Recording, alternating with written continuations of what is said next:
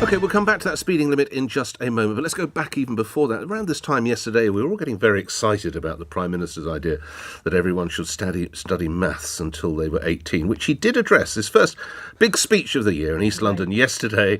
You can hear someone muttering in the background. You probably recognise what that voice is. You'll be hearing from kind yourself, Carol.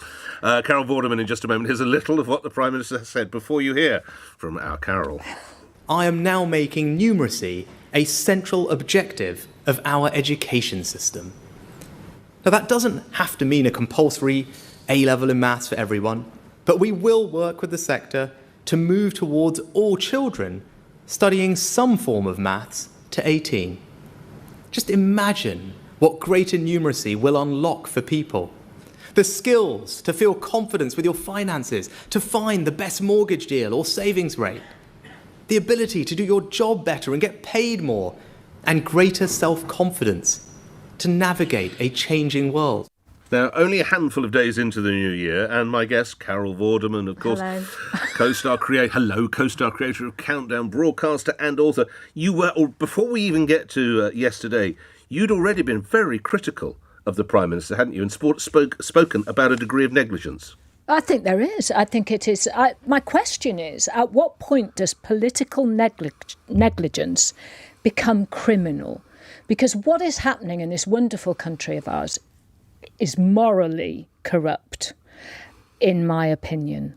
And we all know about the particularly PPE VIP lanes. We know about his wife's, dodging non-dom tax status. So she's not done anything illegal. It's the morality one can question. But the reason that it's not illegal, governments are there to put laws in. And if they put new laws in, and a lot of what's coming up in their bills this year, to put laws in so that what you and I might call morally criminal is not illegal.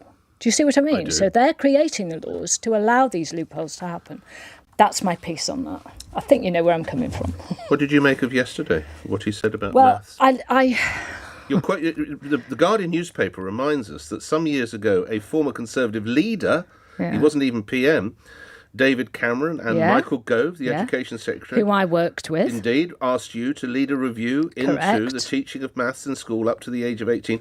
That was back in, was it 2009, I think? That was 2009. Before that, because politically I'm independent, I've never belonged to a party. I did work with David Blunkett and Tony Blair when David was the Education Secretary to introduce, great guy, numeracy hour into primary schools. So I've worked with Labour, and then when obviously the Conservatives came in, I worked with them. So it's just for me, it's always about the children and what's best for the children.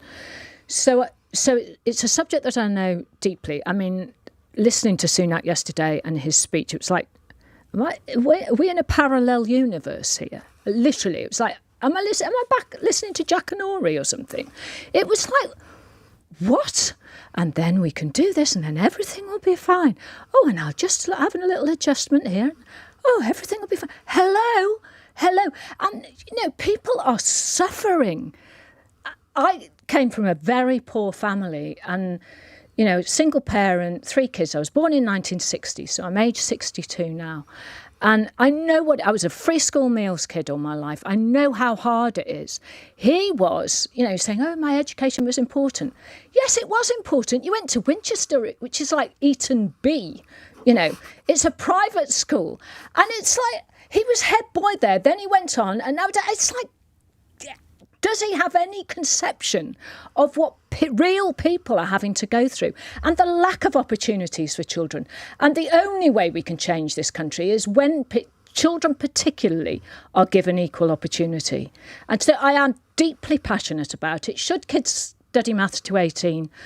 Look, the system is not working for that. No. That people are coming out of the education system in numerate for a whole host of reasons. I support teachers, but in primary school, most teachers, almost all, gave up maths at 16 at GCSE level. And it's in a bit of an elephant in the room in education because they're a bit fearful of teaching it. Mm-hmm. I have an online maths school, as you know. We went free in lockdown to kids, taught 500,000 kids for 4 months free. We lost money, we literally stopped taking income and we spent a lot of money to teach these children and they did well with us online. And we know that tech can help kids. If you get to age 14 and you are very wary and anxious about numbers, there is no point in the world trying to teach you trigonometry. Thank you. There's no point whatsoever. No. There should be, as there used to be back in our day, there was a CSE. Do you remember? An O-level and a CSE. Yeah, that's right, And the CSE was very practical. Yeah. It was about numeracy. You didn't have to worry about simultaneous equations. I love them. I would do them as a form of entertainment. Yeah. But I'm weird, right? Mm. That is not... Nobody needs to, unless they're going to go on to do science or engineering or whatever. Let's just take a practical view and come up with something. You don't teach to the test. You can do it online.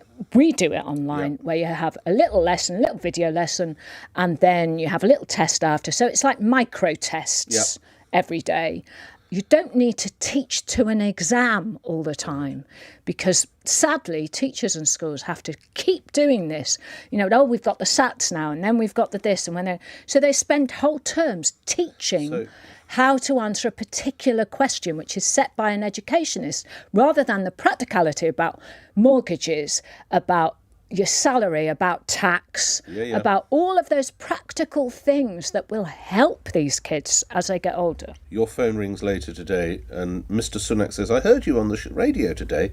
You've got some great ideas. Can I ask you to do for me? Never.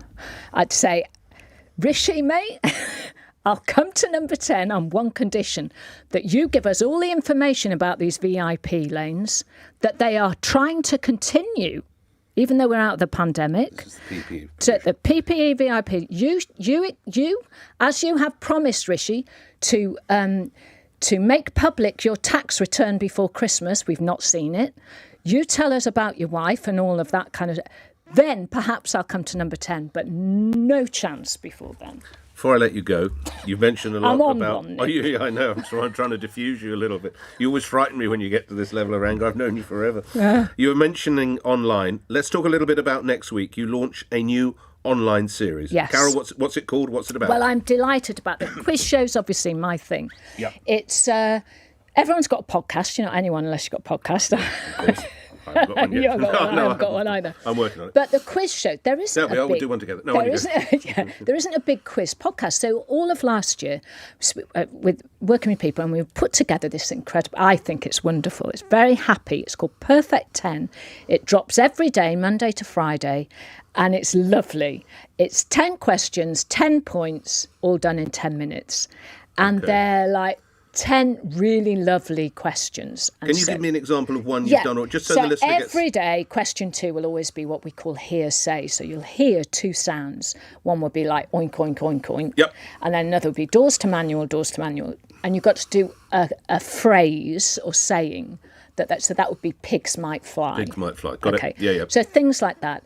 And then we have a riddle question. Then we have a one in, one out, we call it, which is... I give you the word horse, HORSE. Yep. Take one letter out and put one letter in to give me a word meaning abode or residence. What do we get? House, presumably. House, yes. You take the R. So it's quick. Okay, See, and then there's a riddle, and then there are things like on a Domino's pizza box. Why am I so nervous being asked questions about Carol? How is this going to end?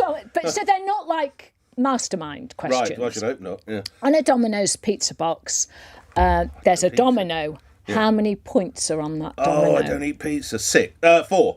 No, wrong. 6. See, you guessed all the numbers. It's 3. Oh, a 2 and a 1. Domino's. So it's things like that everyone can play along. Yep. You can do it on your commute, and I give you the answers at the end. But it's 10 minutes, Monday to Friday, and a compilation on a Sunday. And it's on YouTube, it's on podcast, where you get your podcasts, everything. Starts this Monday. Perfect 10 with Carol Vorderman. It's been perfect seeing you. Thanks. But not a perfect 10 Downing Street. No, it's not perfect 10 Downing Street, is it? Carol, great seeing you. Thank you. I won't give you a hug because I've not got COVID. I test every day, but I've got this damn bug that's... And Happy New Year to everybody. I don't normally get this cross, but I'm very cross at the moment. Lovely seeing you. Come and see us again when you're cross. Carol Vorderman appearing here on LBC. Perfect 10 with Carol Vorderman starts on Monday. Carol, thanks for that.